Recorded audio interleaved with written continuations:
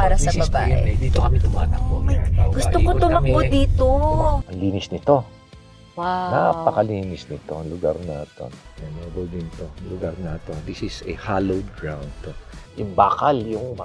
Akitin. Po, lalagyan pala nilang kuryente. Sasaksak nila pag alam na nilang nakakagat ka na. Bakit nila ginagawa yun?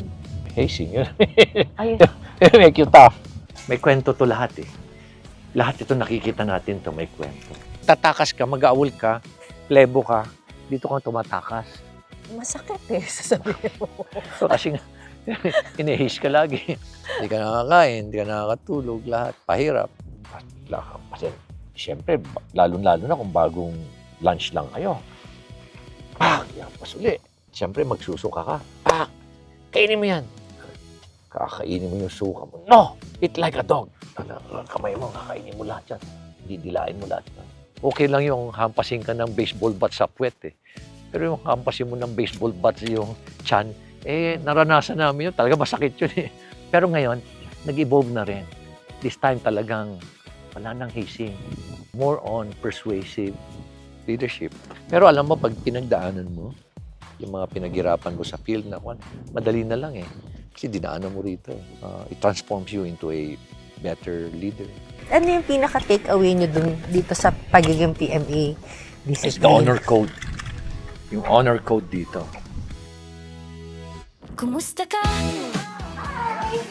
Tara, usap tayo. May nakikinig, ramdam bawat pintig. Just be! Sa'yo ako, sa'yo ako, sa'yo ako. Sa'yo ako, sa'yo ako.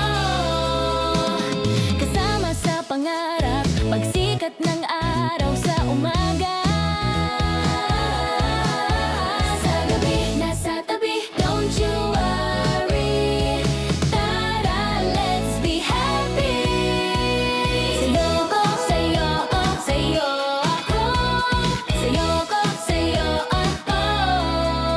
Sa'yo ako, ako'y sa'yo. Ganyan ang Pilipino, nagbibigay, dumaramay, gumagaan ang buhay. Sa'yo ako, sa'yo, oh, oh. Sa'yo ako, sa'yo, oh, oh. Sa'yo ako.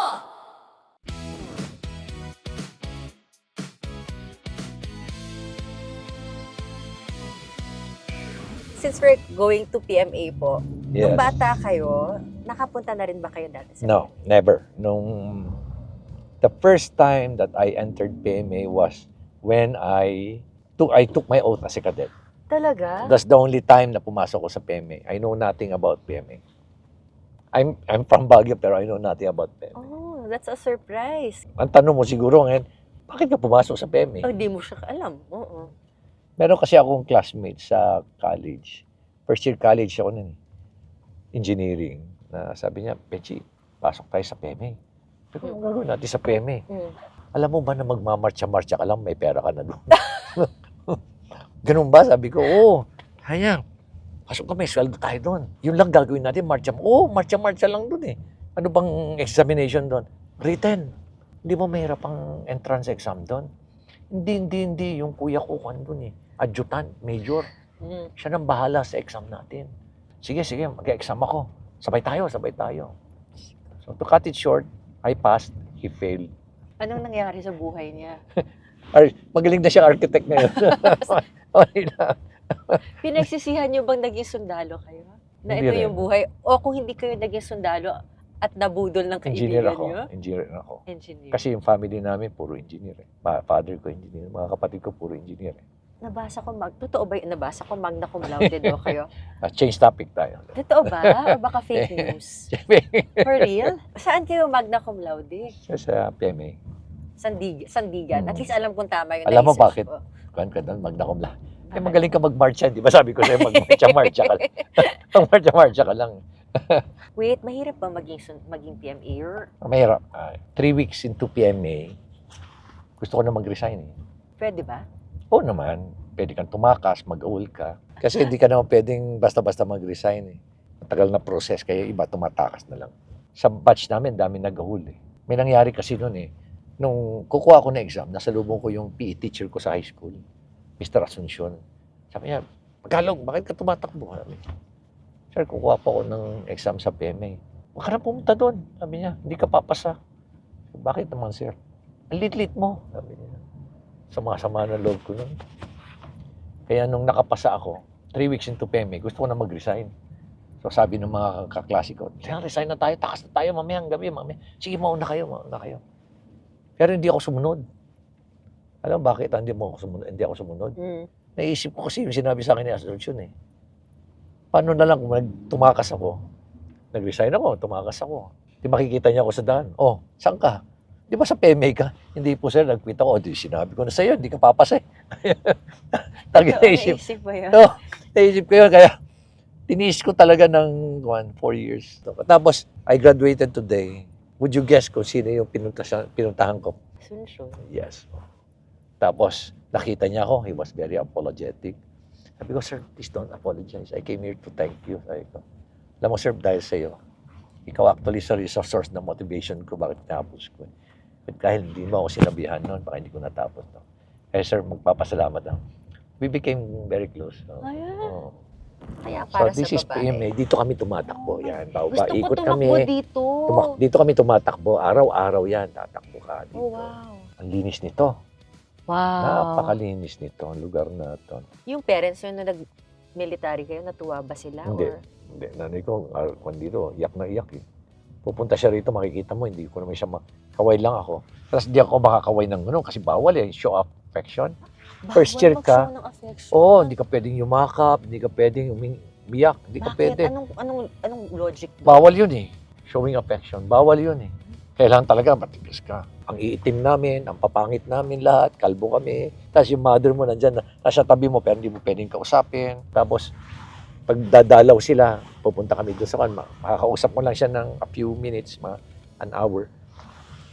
Siyempre pag ginahawakan ka niya, anak, anong maaari? Bakit? Ano nangyari? Siyempre ikaw din, papakita mo sa kanya. Ito maitim na maitim to kasi yung isang upper class ko, parang sadista ba? Gaganin niya, Magalong, kukurutin ka niya ng palkalit dito. Tapos gumingin-tingiti pa siya. Sabi ko, parang kang demonyo sa loob-loob. Parang kang demonyo. Anong meron? Baka Pag may nakukutan sa'yo. Pag may kaslat kasi, meron kang mali lang na, kunyari, may pinapamemorize sa'yo, patas nagkamali ka sa isang word. Kaya ganun niya yung kamay mo. Yung dito mo, sakit. At o kaya, yung kama, di ba, double deck, i-bridge ka niya. So, nakaganon ka yun, nakabend kang ganon. Ito yung kama, nakaganon, di ba? Hours yun. Tapos ang gagawin namin, kakagatin namin yung bakal, kakagatin. Lalagyan pala nilang kuryente, sasaksak nila pag alam na nilang nakakagat ka na. Bakit nila ginagawa yun? Hazing yun. Ayun. Make you tough. O kaya hampasin ka ng steel helmet. Nakita mo yung helmet ko? Hindi steel yun, Kevlar yun, malambot yun. Siyempre, lalo-lalo na kung bagong lunch lang kayo. Yampas uli. Minsan, siyempre, magsusuka ka. Putang ina, maghalong suka ka dito ha. Sabi niya, kainin mo yan. Kakainin mo yung suka mo. No! Eat like a dog. Kamay mo, kakainin mo lahat yan. Didilain mo lahat yan. Pero, naman, pag naging upper class ka na, makakalimutan mo na rin. Part lang ng training. Tatakas ka, mag-aawol ka, plebo ka, dito kang tumatakas. Lalabas ka sa may window ng barracks mo, tapos tatalong ka. Dati-rati wala. Parkour ka pala. Kasi wala pa yung mga kalsada dyan, bundok pa yan dati. So tatakbo ka dyan ka, patago-tago ka dyan, hanggang makaabot ka dyan sa Cannon Road, sasakay ka na ng bus. Sasakay ka na lang ng kilometro bus. pababa para tumakas. Oo. Diyan, marami na didisgrasya rin dyan na plebo, nare-recover, pilay-pilay. Tapos pag na-recover, Kasi babalik gabi. ka sa PME. O, dadalhin mo rito. Napilay? Tapos babalik ulit Dadalhin ka sa ospital. Tapos babalik ka ulit sa PME. Tapos kakausapin ka, pepektok ka. Bakit ka magkakuan? Yan, kausapin ka. Masakit eh, sasabihin mo. So, kasi nga, inihis ka lagi. Hindi ka nakakain, hindi ka nakakatulog, lahat. Pahirap. Pero alam mo, pag pinagdaanan mo, yung mga pinaghirapan mo sa field na madali na lang eh. Kasi dinaanan mo rito eh. It transforms you into a better leader. O kaya, kung ang motive mo para disiplinahin yung kadete, kaya mo ginawa yun. But not to the extent na yung gano'n, sinasabi ko sa iyo na gano'n. O yung hinahampas mo na unreasonable yun eh, sa akin eh. Hindi ko ginagawa yun eh. Pero kung minsan nananakal ako. O kaya, bibigyan ko lang siguro 3 suntok. Ayan, diyan ka. Flash to the wall. Tapos susuntukin ko na, ha? Tapos, pepepto ko na. Alam mo bakit ko ginagawa ito? Kasi nga, gusto ko magbago ka. Gusto ko, iyak na yung plebo. Sige, papakainin ko na siya. Ayan. Ganon. Sabi niyo, you always want a challenge Yeah. ever since. Last term as mayor, what's your next challenge? Alam mo, very fixated ako dito sa what is happening in our country. Kasi sa Baguio, whatever happens to Baguio, it will only have an influence dito sa Baguio. Ang kailangan ngayon kasi kailangan something na change makers sa national level. Para talaga ang transformation, national and impact talaga yan. Because that would spell out, or I would say, determine the future of our country. So alam mo yung advocacy namin ngayon is how to choose the right leaders. Kasi if we're going to miss that opportunity by 2028, I don't think we'll be able to recover. Kaya, it's about time, part of voters' education. Pero this time, choosing the right leader, not focusing on personality, but focusing on the process.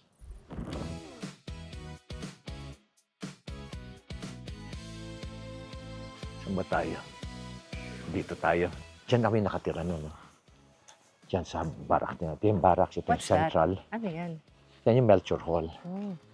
Pero wala na, hindi na barracks siya. Schools na lang yan, classroom. Ito yung central barracks. Yan yung race hall, yung dulo. Yun ang race hall. Dati-rati, hindi yan. One story lang itong dalawa. Central barracks to, tawag namin dito. Maraming may gusto sa central barracks. Alam mo bakit? Bakit? Kasi may heater dyan eh. Iba no?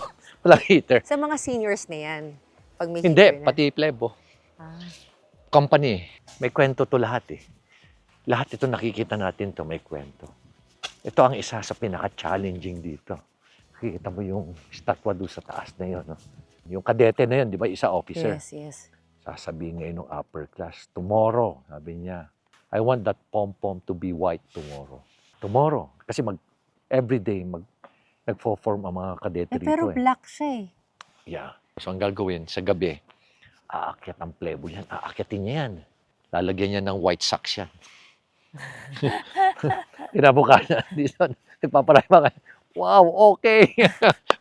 Palakpak yung mga kadete kasi white yung pom-pom yan. Ito naman, kung birthday na, ito kasi may tubig lagi ito eh. Mm. So birthday na, siguro inaayos nila, nililinisan nila. Kasi kung na eh, malapit ng graduation eh. Ayan yun, pag So graduation magdadangking na, magdadangking. Pero actually to, all year round may tubig ito. Oo. Nilagay lang siguro nila ngayon, nilinisan nila. Pag mag-birthday ka, bigla ka na lang magigising. Kunyari, ako birthday ko, bigla na lang akong, maya-maya, nandun na yung mga underclass ko sa loob, pupulot, kukunin ka, itatapon ka dyan. Hindi mo pwedeng itapon yung classmate mo. Pag same year ka, hindi. Underclass.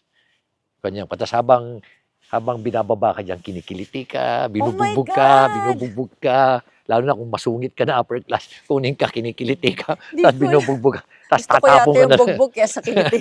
Tatapon ka dyan. Yeah. Wow. Ito, sandayal. Kailangan laging malinis to. Ito, laging spick and span to. Ah. Kasi ito, pag naging marumi to, Mm. buong kadete, buong first year, magkakaroon ng punishment. Ito talagang nililinisan. So pag hinawakan ko to, lagot sila. Pag hinawakan ko ito ngayon, dapat talagang may lilinisan yan. Naku, lagot ka dun sa... No, hindi. Nilagyan ko yan. Ano? So dapat yan, bukas wala yan. May nalinisan na yan. So gabi-gabi, pupunta ang plebo dito. Wala pa first namang year plebo, cadet. di ba? Wala namang mga ganun. Kawawa naman sila. Hindi, talagang pupunta yung plebo dyan para malilinisan yan lagi. Okay. Papakintabin uli yan. Papakintabin. Kawawa naman. So every day, nandito ang kadete. Pipila yan. Mm. Every meal, morning, before breakfast, lahat. Lunch, dito rin. Evening, dito rin. Tapos sa klase, dito rin. For bago pupunta sa klase. Yung nakwento nyo, hazing, and it's something na parang terrible when you think about it. But then, at the same time, parang nakita ko siya rin yung fun memories na nagawa mo. Parang mga bagay na tatawanan mo Yes, na lang. tatawanan mo. Yun ang kwan. Totoo yun. Every time na nagkikita kayo ng mga classmate mo, upper class mo, underclass mo, pinag-uusapan nyo yung buhay nyo no first year. Not your life during your second year, third year, fourth year. Pero ngayon, nag-evolve na rin. This time talagang Wala nang hazing. Wala na. Wala na. More on persuasive leadership. Pero kung Paano? sabi mo kanina, Mayor, na character building din. Yeah, meron din kasi mga kadete na plebo, especially Persian. Talagang incorrigible, matigas ang ulo. Mm. Kung isa ikaw, mapipikon ka na eh. Kumbaga, ikaw, may kasambahay ka. Mm. Di ba, lagi na lang sunog yung, Mm. sunog yung pinapalansya. Tapos, pag parumi lagi, maski na tinuruan mo na, yung ganun din, yung mawawalan ka ng pasensya. Mm. Ganun din, parang gusto mong sabunutan. Ganun, di ba? Ganun din yun, di ba? Bawal na. Pag sinaktan mo, bawal na. Ganun na, nag-evolve ang PMA. Not just PMA, di ba yung mga hazing rin sa mga Pati sa mga yun fraternity? din, oo, ganun na rin. So, hindi, no, para sa inyo, that's a no, or that's acceptable. Sa akin kasi nasanay kami sa ganun eh. Kaya sa akin is acceptable sa akin to certain extent. Wag naman yung talagang hampasin mo ng shot put. Okay lang yung hampasin ka ng baseball bat sa puwet eh. Pero yung hampasin mo ng baseball bat yung chan, naranasan namin yun. Talaga masakit yun eh. So ito yun. Ito yung naman namin. Ang mga plebo, kasi ito, image of the Virgin Mary dati rito. Yung mga plebo, umiiyak yan, lalo na yung mga first months dito. Dito pupunta yung mga plebo. Dito sila umiiyak. Pipila rito, inaalaw yan na upper class. Lalo na pag pinagalitan ka, sige, punta ka muna doon. Para magkumpisal ka doon mga kasalanan mo. So, ito yun. Ito yung parade ground. Dito rin yung, diyan kayo magmamarcha, diyan lahat. Pero one of the hated activity ng kadete is yung march. This is where we do our sports, running, lahat. Dito kami nagkumihinto. Yung building na yun, that is our sports complex. Mm. Ganda-ganda na niya ngayon. Diyan na lahat. Tapos, Actually, parang something to be proud of. Ganda nga. yeah. So, dito rin yung parada, yung graduation, dito lahat. This is a hallowed ground. You cannot just simply cross. Bawal yan. Ang kadete, pag nag-cross dyan, demerit yan. Bawal lahat yan. Bawal, pati civilian, bawal mag-cross dyan. Kanyan, this is a respected ground. Why? You can only come here when you are in sports uniform to run or to do some exercises or during parade. Yun lang, allowed ka rito. Other than that, bawal ka na pumunta rito. Babalikan ko po yung ICI. Pinakawalan nyo ba yung pagkakataon na sana makapagsumbong na merong kamalian? Kagaya ng mga kadete dito sa PMA, na kapag alam mong may nagnakaw, sasabihin mo, isusumbong mo. Yeah, good question. Minsan ako, konsensya rin ako. Sana iniisip ko, I should have stayed longer. Para siguro mas marami pa akong nagawa. Pero naisip ko rin na I think I made the right decision. Kasi wala na rin akong magagawa eh. Ang role ko sa ICI is to investigate. Kung tinanggalan na ako nung authority to investigate, ano pa? As a special advisor, wala na eh. Kumbaga, wala na akong value. Kaya may bibigay ko lang na ma-advise sa kanila about investigation. Kasi yun naman ang, kung titignan mo yung mandate ng ICI, to investigate eh. To seek out the truth. And then to file cases or to refer cases. Kung walang investigation, wala na. Do you really intentionally choose your battles too? Yeah, ganun na rin. You have to accept the fact na there are things that we don't have any influence over. Mm. Limited lang yung influence mo eh. And you cannot also change it. Tanggapin natin yun eh. But there are also things that you can actually change. Kaya tama yun. We have to choose our battles. Para at least hindi na pwedeng makipaggera ka sa lahat ng areas. Maubusan ka rin, di ba? Kaya, siyempre, meron ka rin limited na resources, meron ka rin limited na capability. Kaya tama lang na you have to choose your own battle. Ano yung pinaka-take-away nyo dito sa pagiging PMA? It's the honor code. Yung honor code dito. A cadet, do not lie. Cadet, do not cheat. A cadet, do not steal. Nor tolerate among us those who do. Ibig sabihin, pag ako, alam ko si Gigi, may ginawang nag-steal. Nakita ko siya, nagnakaw siya, o kaya nandaya siya sa exam. Tatasi, yung takbo niya, 3.1 seconds. Pero ang ginawa niya 3 seconds lang. 0.1 lang. At nalaman ko, at hindi ko sinumbong. At pag may nakaalam, na alam ko, at nag-cheat siya, pareho kaming guilty. And we will be subjected to a process and it will result to our dismissal. And members of that honor committee, merong honor committee run by the cadets. Kadete lang yan.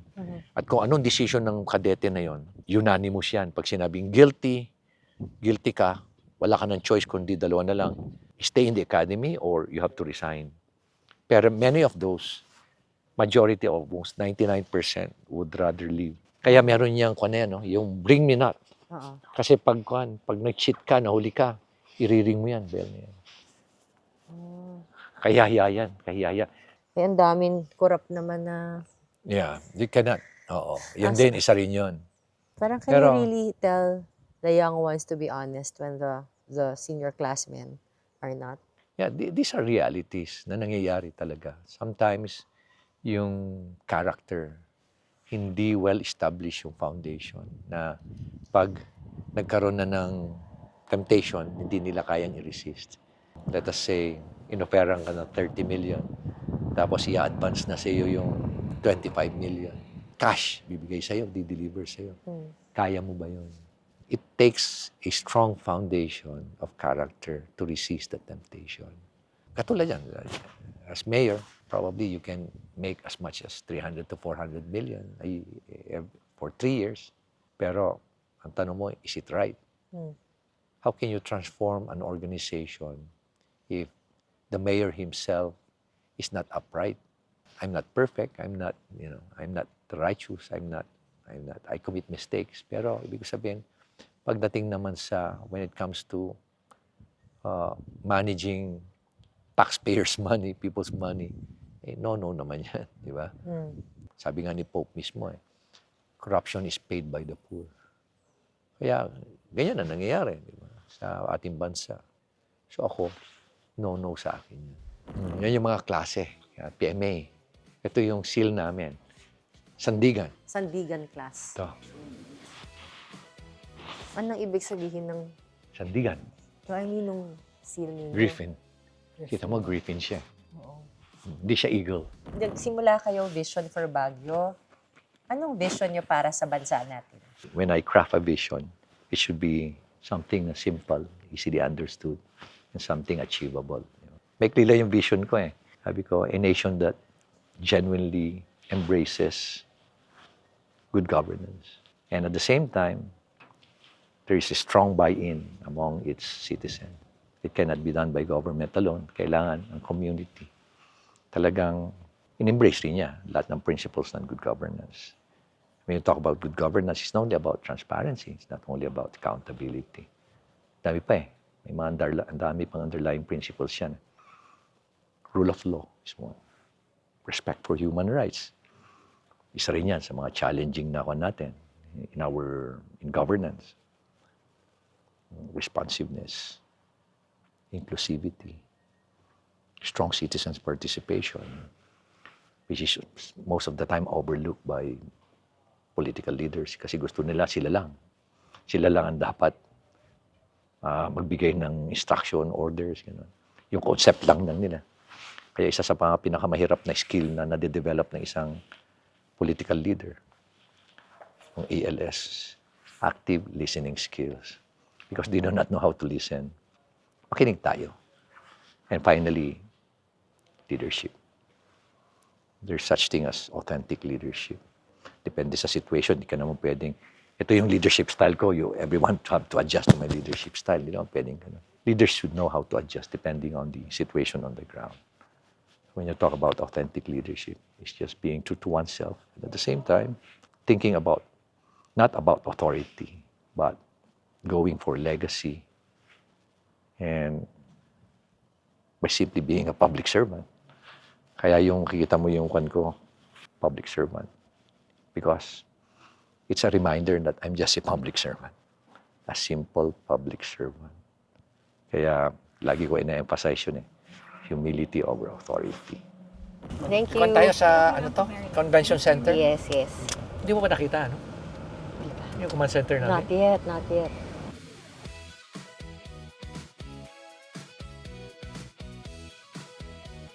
And saan dito ang command center? Tinatago namin. Hindi mo mahalata. Oh, Diyos. What is this? Siya, meron pala kayo event dito. Meron palang youth movement ng Catholic dito. Eh, Mayor, ano nang ginawa natin sa ginagawa sa suicide incident sa Corte? Yeah, tumataas. Usually, 80% of the total number are residents. For Baguio, tinututukan namin yan, suicide. This year, first quarter, halos mas mataas siya ng 7 incident. Kaya talagang last week, nag-meet yung Mental Health Council para talagang tutukan. Importante kasi sa yung family support. Of course, yung access to mental health care. Importante rin yun. Isipin mo Yan, dito sa ilalim ng convention Yeah, okay. center may ganito. So these are Smart City. Ito naman yung Innovation Hub. This is the first LGU Innovation Hub. Yes, this is where we brought all together creative and innovative students from the different universities, pati outs of school youth. And this is where they develop their critical thinking ability. Ang pinopromote namin dito is innovative projects and programs that would address itong 17 Sustainable Development Goals. Kahit pa paano meron tayong slight or moderate progress. But there's one particular sustained SDG na talagang negative regression talaga. Ano? That is climate action.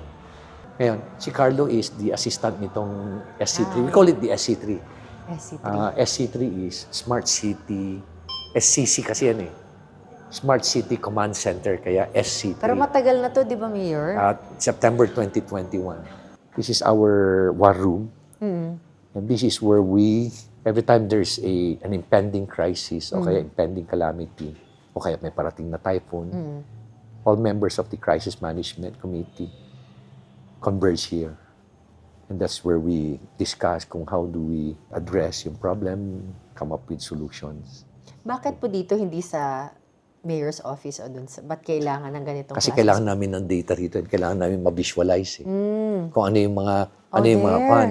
Ay, We have galing. cameras all over the Oh, pan. cool. Pero the cameras, kwan lang yan. These are just component. Yung nakikita mo sa ibang lugar, these are just safety systems, safe city system. Ito, smart city. This is the first and only kind ngayon sa Pilipinas. Ano tong smart system versus ano yung sinabi? Safe city. Yung safe city, yung katulad yung nakikita mo sa ibang munisipyo. There are only two components, security and safety. Yes. To address crimes, terrorism, yun yung mga yan. Ito, kasama yon yung dalawa na yun. But it allows you other types of systems. Environmental systems, health systems, agricultural systems, educational Parang heat map systems. to, kung anong nangyayari dun sa... Yung heat map is just one way of measuring yung how many incidents are happening in one particular site. Kunyari, heat map ng vehicular accident. So, sasabihin niya. So, more on safety. Pero ito, heat map, when you talk about heat map from a environmental perspective, ito yung tinatawag namin na heat island, urban heat island, na dito na may measure niya yung gaano kainit ang isang lugar, isang part ng isang locality. Tapos yung information dito, paano siya nagiging relevant sa decision making? Okay. Di ba, in the past, kung wala ito, usually the data comes from the different department. Tapos now, suddenly, you're faced with strategic problems. Paano yung problema natin sa, let us say, classic case is traffic. Traffic, di ba? Bakit nagkaka-traffic tayo? Tatanungin mo, ano yung data natin? Bibigyan ka ng data. Sabi mo, kailan tong data na to? Sir, yung data na yan, sir, siguro mga 2017. Wala ba kayong latest na data? Wala po, sir. Bakit? Sir, wala pa po tayong ginawang study. Ganun ba? So, how many months can you collect data? Sir, it will take us about 6 months. So, maghintay ka na 6 months before you can come up with a strategy. Dito, it allows you to collect data on a daily basis. Example nga, sige, para ma-appreciate ko. Yari.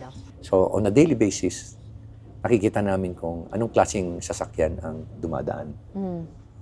It turned out na nung naglagay kami ng system na humiram kami ng isang system that counts, nag-identify sa system na yon, 4-month data. it turned out na every day, 3% are buses and trucks, 16% are motorcycles, 31% are private cars. Ito yung unraveling na dalawa. 8% are PUJs, 42% are taxis. So ikaw, nakita mo na kagad, something is wrong. So yun yung mga nakukuha namin na data. And these data are relevant doon sa pag-craft mo ng strategic solution. Pero dito yung environmental systems. So alam ko, inikinabit na rito yung flood early warning system namin so that kaya namin mag-forecast kung what would be the amount of rainfall in the next 24 hours or 48 hours. At parang ito, pasok na pasok doon sa expertise ninyo. Yeah. Kasi usually, kung mga politiko ang nagdi-decide, kunyari nagdi-discussion din, most of the time, ang decisions nila is based on what is popular, what would widen my political base, and what would get me re-elected. Pero kung titingnan mo, based sa data, mali naman. Kaya ang nangyayari sa mga ibang politiko, especially traditional politicians, they'll go for the popular decision. Hindi siya nagiging sustainable. At in the long term, mali pala yung decision. And of course, yung aming 911. A lot of lives saved because of the 911. We are one of the very few cities na talagang, and LGUs na talagang working on 911.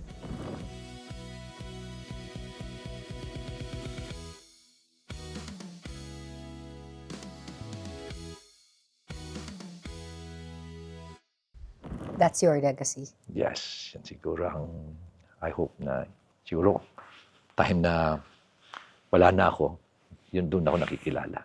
Yung legacy ba na yan? Gusto nyo sa national?